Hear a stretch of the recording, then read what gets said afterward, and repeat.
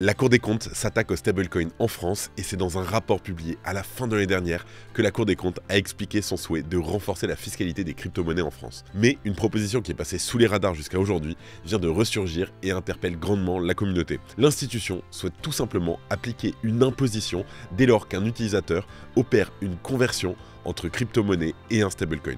Alors, quel serait ce nouveau régime et quelles sont les différences notables avec le régime actuel? Salut, c'est Benjamin du Crypto Daily, j'espère que vous allez bien et c'est aujourd'hui notre actualité principale du jour.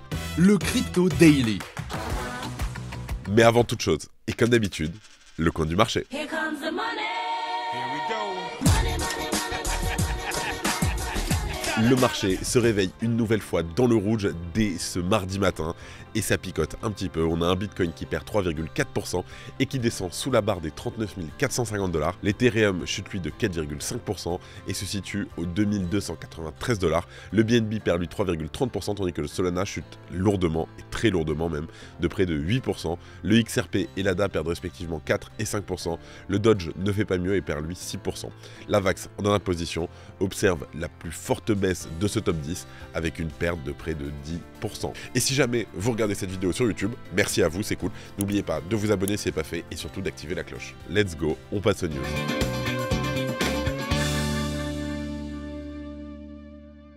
La France va-t-elle taxer les échanges en crypto? Voici une nouvelle qui suscite déjà des débats et de l'inquiétude pour les investisseurs en crypto-monnaie. La Cour des comptes a récemment publié un rapport dans lequel elle propose un renforcement de la fiscalité du secteur en imposant une taxe sur les conversions entre crypto-actifs et stablecoins. Cette information a été partagée par nos amis de chez Walsio. Donc, pour rappel, c'est une entreprise française qui accompagne les investisseurs en crypto-monnaie dans leur déclaration fiscale des plus-values en crypto. Le rapport de la Cour des comptes explique que les crypto-monnaies sont assimilées à des actifs et non pas à des monnaies d'un point de vue de la fiscalité. Autrement dit, l'utilisation d'un actif numérique pour un paiement du quotidien est imposée comme une cession d'actifs dans le cadre fiscal français. Ça veut dire tout simplement qu'un individu ayant réalisé une plus-value latente sur une crypto-monnaie et décidant de l'utiliser pour payer un bien ou un service va devoir déclarer cette plus-value et être imposé dessus. La Cour des comptes souligne que cela peut s'avérer compliqué pour un particulier au quotidien et que cela limite donc l'utilisation des crypto-monnaies en tant que monnaie.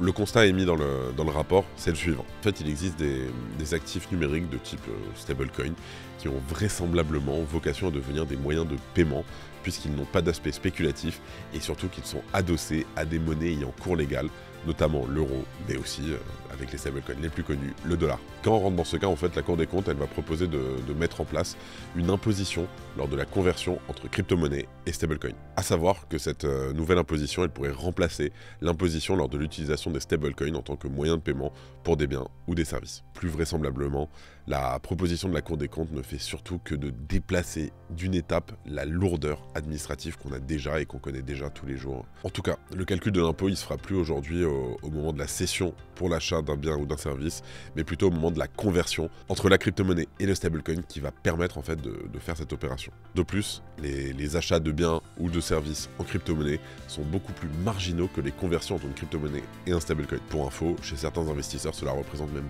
plusieurs transactions par jour et cela deviendrait littéralement impossible à déclarer à l'administration fiscale. En réalité, considérer les crypto-monnaies comme des actifs numériques, c'est pas une erreur, on est d'accord là-dessus, mais pour la majorité des investisseurs, celles-ci ne sont qu'une manière de spéculer sur le succès d'un projet et la plupart ne seront jamais utilisées pour procéder à des paiements. En vrai, à part Bitcoin et quelques autres, allez, ce ne sont d'ailleurs pas du tout leur vocation. Pendant 4-5 ans, j'ai vraiment charbonné comme un porc. Je suis complètement allergique à l'analyse technique. Bah, si ça va là, on ira là, puis si ça va là, on ira là. Et après, il te dit, bah, vu qu'on est allé là, maintenant on peut aller là ou là. Arrêtez les gars. On a levé, bon, c'était une petite levée, on a levé 1 50 000 €. Donc c'est une petite levée pour nous.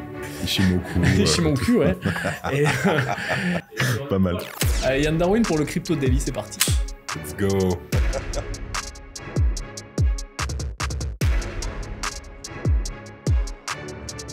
Salut Yann. Salut, ça va? Comment ça va? Ça va bien.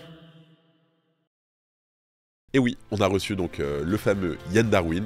On a discuté avec lui pendant une petite heure dans les locaux du Crayon. D'ailleurs, merci au Crayon de nous avoir invités sympathiquement. Et voilà, donc c'est une super interview. On parle d'investissement immobilier, on parle de crypto, on parle de tokenisation immobilière, etc. Je vous conseille d'aller l'écouter. Le lien est tout de suite en description en bas.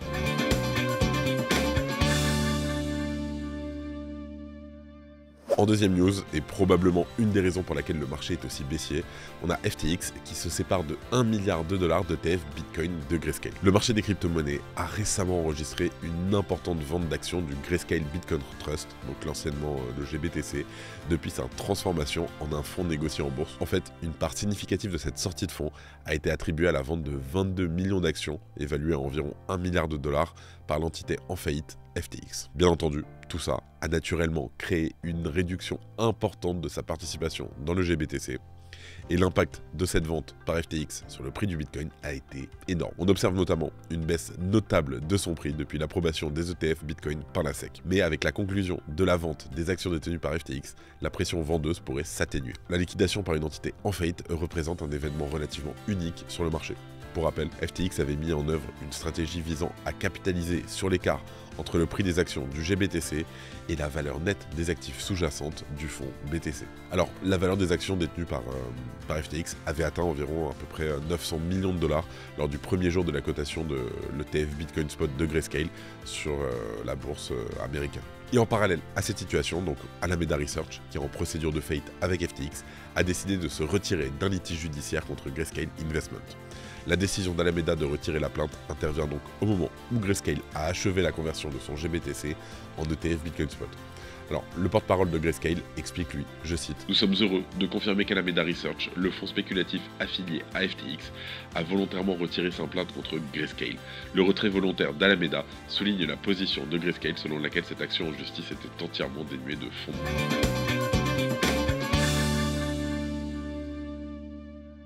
Selon une étude de Crypto.com, le nombre de détenteurs de crypto-monnaies dans le monde a connu une hausse significative de 34% pour atteindre 580 millions à la fin de 2023. Les chercheurs ont noté que l'année a débuté avec 432 millions de détenteurs de crypto-actifs au mois de janvier. La détention de Bitcoin a augmenté de 33%, passant de 222 millions donc de personnes en début d'année à 296 millions en décembre, représentant ainsi 51% de l'ensemble des détenteurs de crypto-monnaies. Les chercheurs ont souligné que le développement des fonds négociés en bourse et l'introduction du protocole Bitcoin Ordinals ont été les principaux moteurs de l'adoption croissante du Bitcoin. En tout cas, l'intérêt marqué des investisseurs institutionnels a bien entendu également joué un rôle majeur dans cette augmentation. Parallèlement, on a aussi le nombre de détenteurs d'Ether qui a augmenté de 39% pour atteindre 124 millions de personnes à la fin de l'année.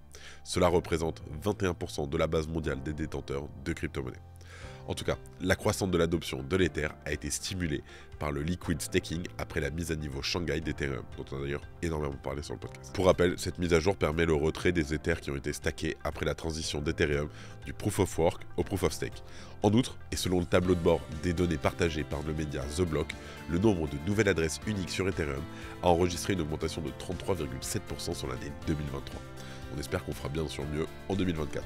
Et avant de terminer, les actualités en bref avec notre partenaire Swissborg.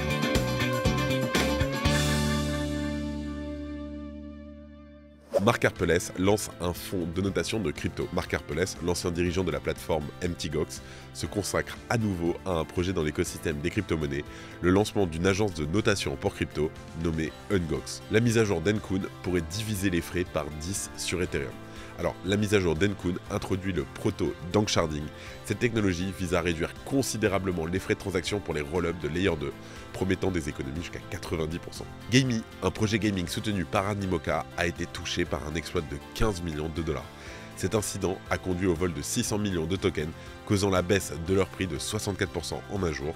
Le voleur a changé les tokens volés en Ether et en Matic. Aave V3 bientôt sur Solana. La communauté Aave a approuvé à 83% la proposition de déployer Aave V3 sur Solana. Alors, cette approbation, en fait, elle reflète l'ambition d'Aave de s'étendre au-delà des réseaux compatibles EVM. C'est tout pour ce résumé de l'actualité du jour. C'était Benjamin, et moi je vous dis à demain. C'était Benjamin pour le Crypto Daily. Merci et à très vite.